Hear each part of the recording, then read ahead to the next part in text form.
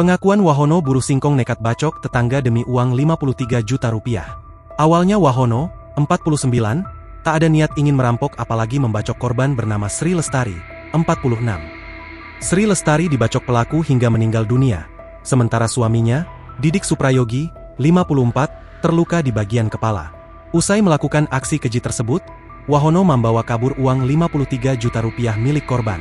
Namun di balik perampokan ini, pelaku sebagai tetangga korban rupanya memiliki motif tersendiri kenapa dia sampai nekat melakukan perampokan sadis tersebut.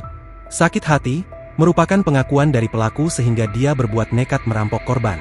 Pelaksana Harian Kasat Reskrim Polres Lampung Tengah, Ibtu Pande Putu Yoga mengatakan, saat diinterogasi tersangka Wahono membeberkan motifnya melakukan perampokan dan pembunuhan tersebut. Ia mengaku sakit hati saat ditagih utang oleh korban.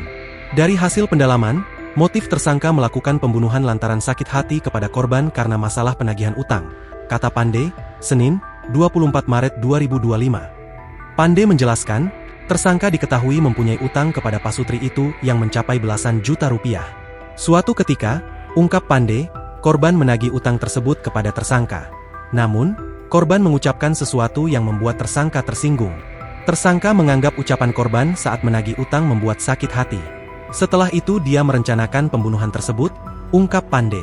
Pande menyebut, tujuan awal tersangka adalah menganiaya kedua korban.